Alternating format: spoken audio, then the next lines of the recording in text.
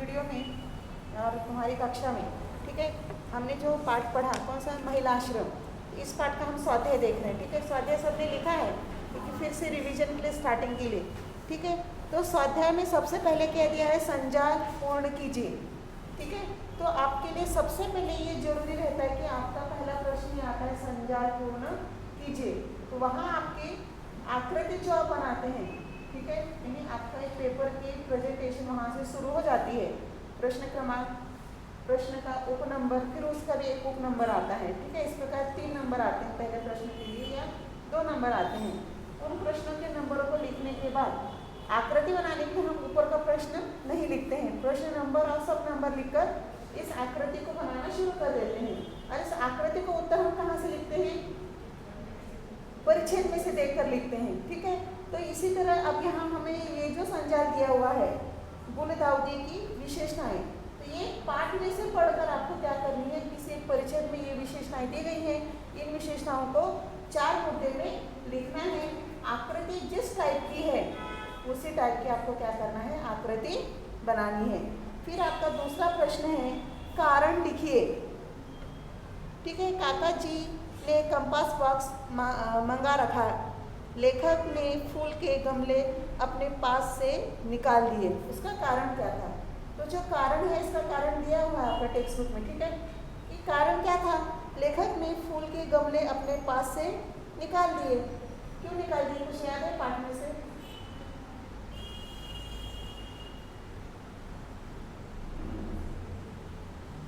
क्योंकि उसमें से फूल सूख गए थे, पौधा सूख गया था।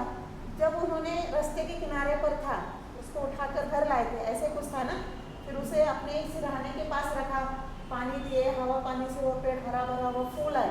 लेकिन कुछ समय के बाद फूल का पौधा उसके आयु या उम्र हो जाने के बाद वो समाप्त हो जाता है। उसी तरह उन्होंने अपने पास से गमले हटा दिए।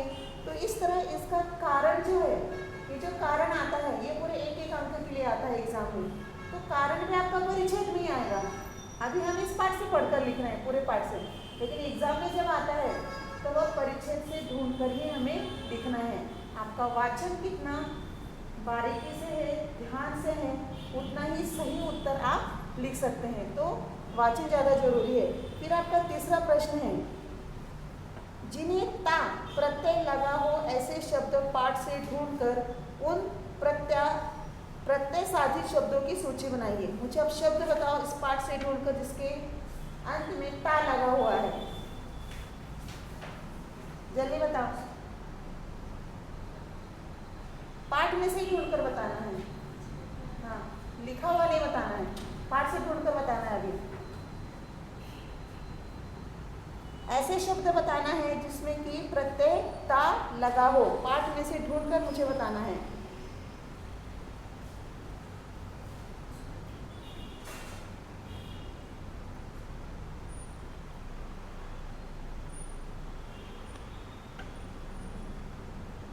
पढ़ो जल्दी।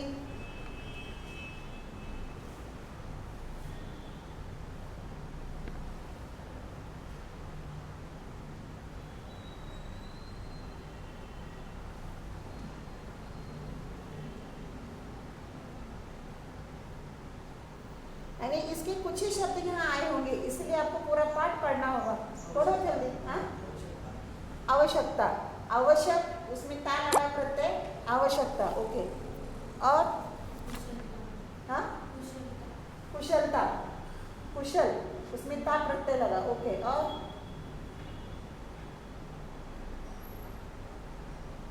एकता, एक, उसमें ता प्रत्यय लगा, एकता।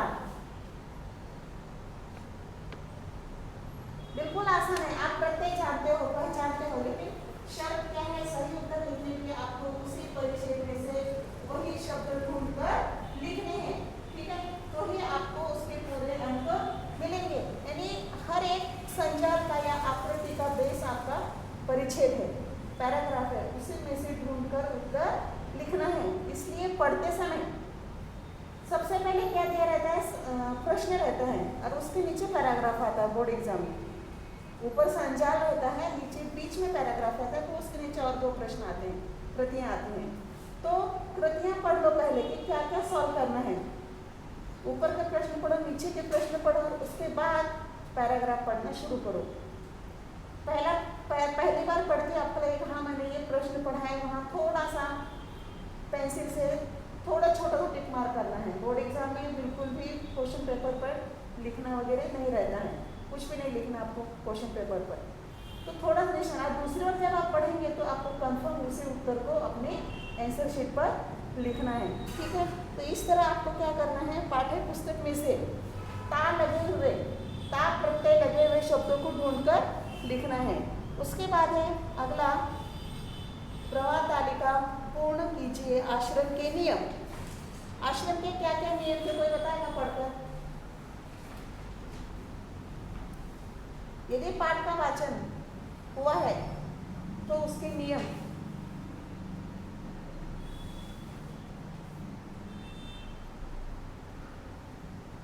आश्रम का नियम क्या था? आश्रम में आते समय अपना कपड़ा लत्ता लेकर आना है और अपना खर्च खुद ही करना है, ये पहला नियम था।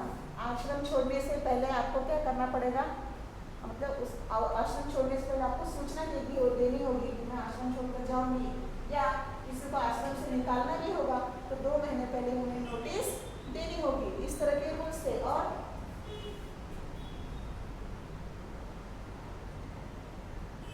आज हिंदी में पीरियड था, मतलब कुछ पढ़कर आना चाहिए था, कुछ डाउट लेकर आना चाहिए था, किताब लेकर आए हो बस।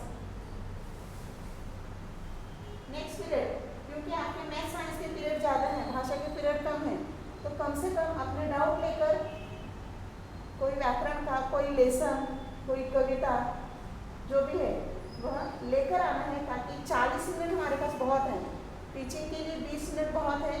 उसके बाद आपकी जो भी शंकाएं हैं वो शंकाएं दूर की जाएंगी, ठीक है।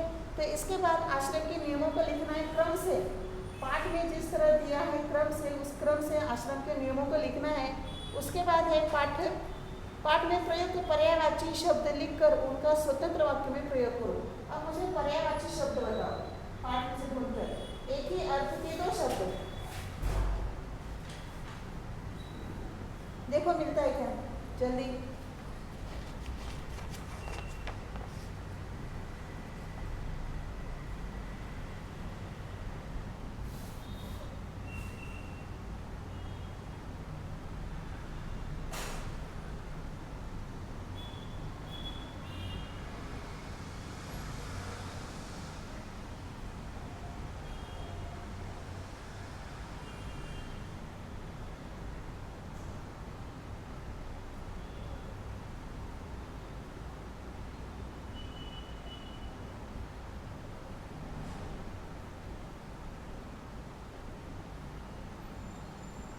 आरंभ और शुरुआत आया शब्द, आरंभ और शुरुआत दोनों शब्द क्या है, पर्यायवाची है या समानार्थी है? समानार्थी और पर्यायवाची एक ही है।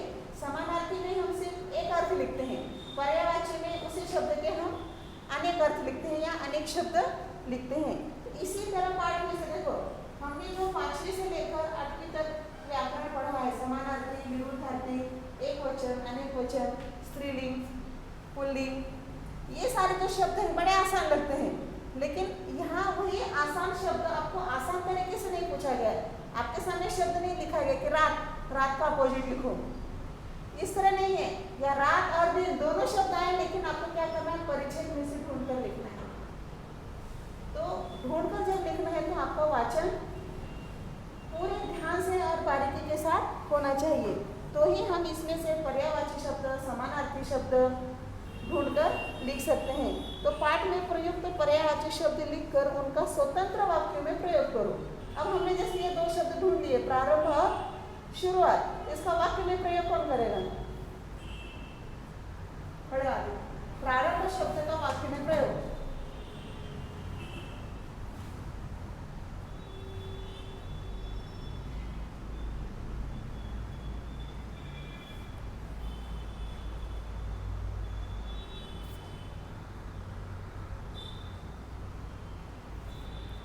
आर्या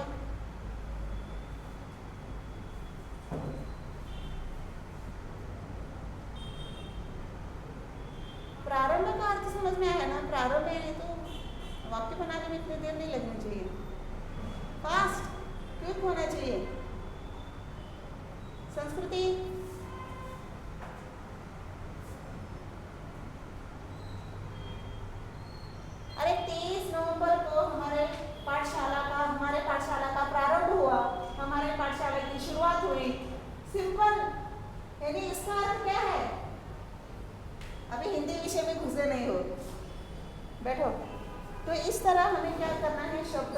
वाक्यों में प्रयोग। अब ये क्या हो रहा है, ऑनलाइन टीचिंग में टीचिंग हो रहा है और आपका देखने का काम भी पूरा हो रहा है, देखने और सुनने का, इसका काम नहीं हो रहा है, लिखने का हो रहा है। प्रैक्टिस, लिखने की प्रैक्टिस हो रही है, नहीं हो रही है। स्कूल में जब थे तब हम कम से कम 30 मिनट के पीरियड में 15 मिनट तो लिखते ही थे, शब्दार्थ लिखते थे, 10 पंक्तियाँ लिखते थे, कुछ तो होता था लिखने के लिए, या कल का बच्चों का होमवर्क तो हम कॉपी करते थे। हाँ, किसी की नोटबुक नीचे रखी है, नीचे बैठे हैं, छुप कर लिख रहे हैं, सुनते रहे हैं, लिख भी रहे हैं, यानी एट ए टाइम 2 काम करते थे। टीचर को पता भी नहीं चलता था, पता भी चलता था ना तो जाने दो, मुझे पढ़ाना है, काम तो कर रहे हैं। लेकिन अब क्या हो रहा है, राइटिंग वर्क नहीं हो रहा है, उसका परिणाम रिजल्ट पर हो सकता है। तो तुम लोग जो भी वीडियो देखते हो, सुनते हो, सुनने के बाद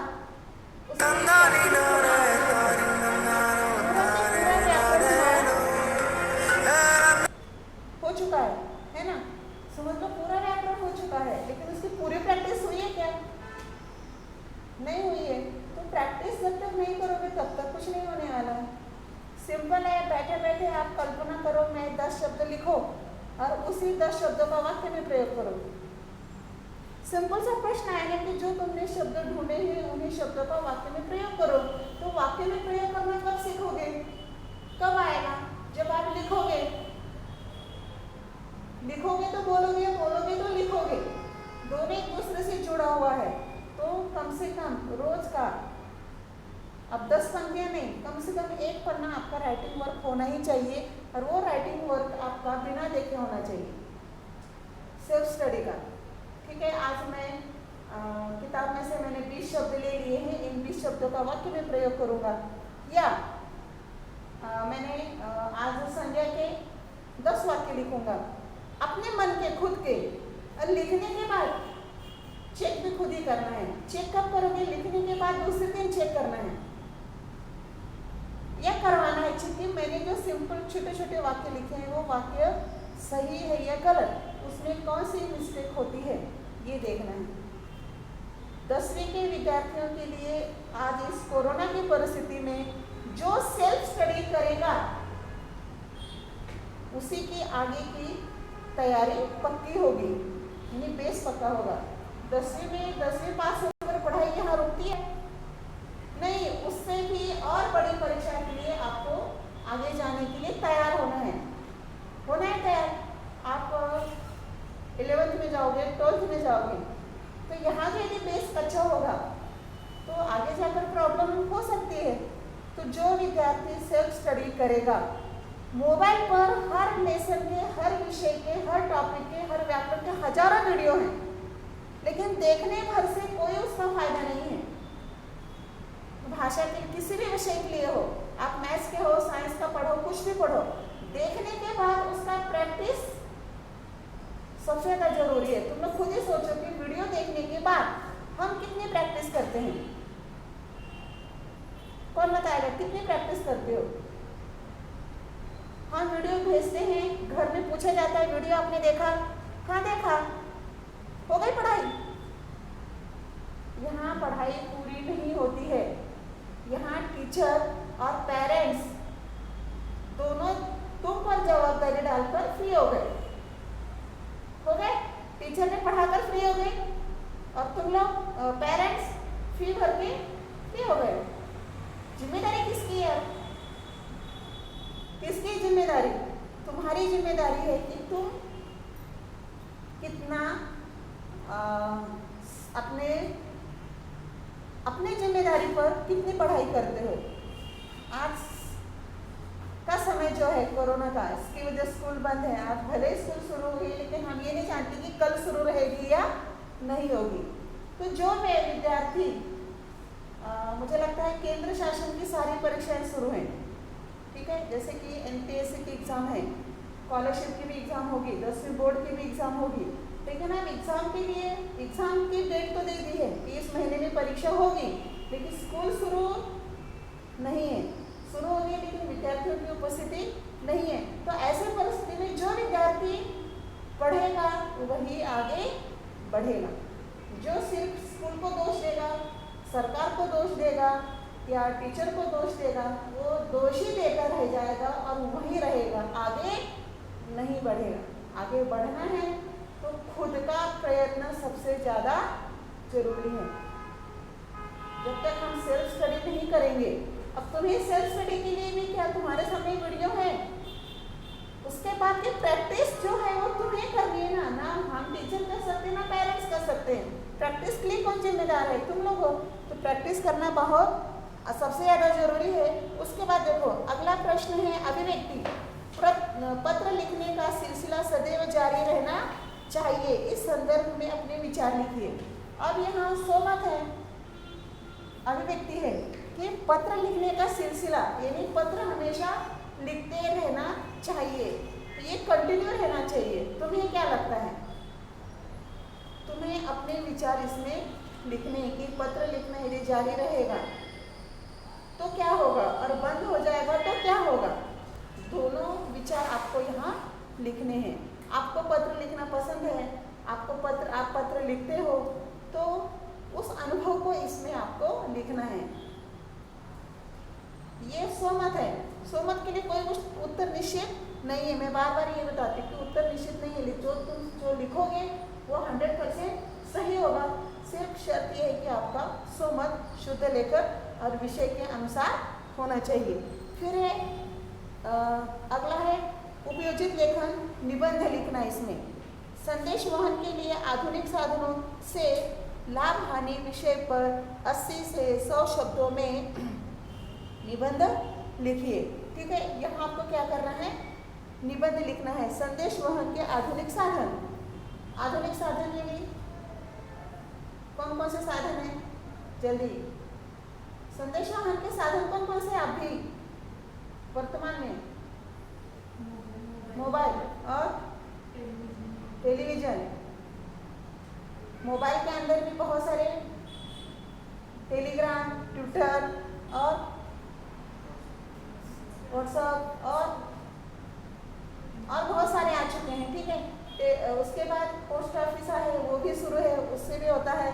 टेलीविजन है, रेडियो है, यानी बहुत सारे जो साधन है जिससे हमें मालूम नहीं है वो भी आपको जानकारी होनी चाहिए, और उसके आधार पर उसके लाभ और उसकी हानि यानी उसके फायदे और उसका नुकसान क्या है वह इस निबंध में आपको लिखना है। फिर है हमारा अगला प्रश्न, दिए गए यहाँ निम्नलिखित शब्दों से बने मुहावरों के अर्थ लिखकर उनका स्वतंत्र वाक्यों में प्रयोग कीजिए। अब यहाँ शब्द दिए हुए हैं। ठीक है, आँख, मुंह, दांत, हाथ और हृदय। ठीक है, इन शब्दों से क्या करना है? दो दो मुहावरे आपको लिखना है। उसके बाद है हमारा अगला मुद्दा, उपयोजित लेखन में पत्र लेखन। अपने मित्र सहेली को जिला विज्ञान प्रदर्शन में प्रथम पुरस्कार प्राप्त होने के उपलक्ष्य में बधाई देते हुए पत्र लिखो। ठीक है, अब ये पत्र में सबसे ऊपर क्या लिखना है? दिनांक। ठीक है, अब ये कौन सा पत्र है? पत्र के दो प्रकार हैं। ये कौन से प्रकार का पत्र है? अनौपचारिक। ठीक है, तो ये सामान्य पत्र है। एक सामान्य पत्र, दूसरा कार्यालयीन पत्र, औपचारिक और अनौपचारिक पत्र। तो इसमें आप देखो तो यहाँ इस पत्र में सबसे पहले आपको दिनांक लिखनी है। आज की दिनांक जो भी है, जिस दिन आप पत्र लिखते हो उस दिन की आपको दिनांक लिखने का तरीका क्या है? जैसे आज तारीख क्या है? 24 नवंबर, शब्दों में लिखना है महीना, और 2020 इस तरह लिखना है। संबोधन, प्रिय सहेली। उसके बाद अभिवादन, अभिवादन यानी खूब सारी बधाइयाँ। ठीक है, प्रथम पुरस्कार पाने के लिए उसमें लिखना है। ठीक है, अभिवादन यानी बधाइयाँ नहीं, नमस्ते या आशीर्वाद। तुमसे छोटी है बड़ी है उसके ऊपर डिपेंड करता है। नमस्ते, ऐसा इसने आशीर्वाद, ये लिखना है इसमें। ठीक है, अभिवादन में। फिर प्रारंभ करना है आपको, शुरुआत। लिखने का विषय क्या है? पुरस्कार, प्रथम पुरस्कार प्राप्त होने के उपलक्ष्य में विज्ञान प्रदर्शनी में प्रथम पुरस्कार प्राप्त होने के उपलक्ष्य में बधाई पत्र। तो यहीं से शुरुआत होती है आपके इस विषय से कि विज्ञान प्रदर्शनी में तुम्हें प्रथम पुरस्कार मिला, यह सुनकर बहुत खुशी हुई और तुम्हें बहुत सारी बधाइयाँ।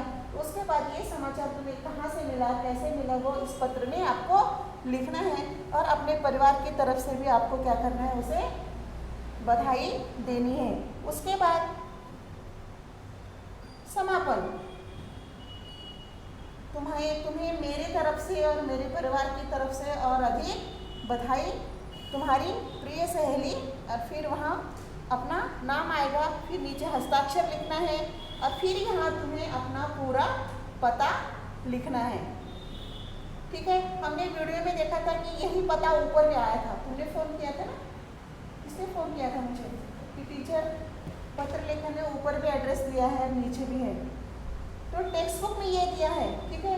और मैंने जो गूगल से पत्र लिखकर समझाया था तुम लोगों को, उसमें ऊपर था, ठीक है। तो टेक्स्ट बुक के हिसाब से भी हम चले, तो टेक्स्ट बुक से ही हम पढ़ रहे हैं। तो टेक्स्ट बुक से यदि हम पढ़ें तो प्रेषक का यानी भेजने वाले का पता हमेशा नीचे आता है।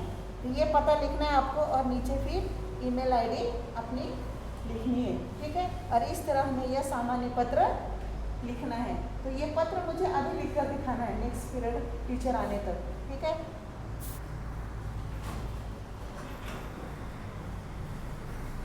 तो यह वीडियो आज का समाप्त हुआ।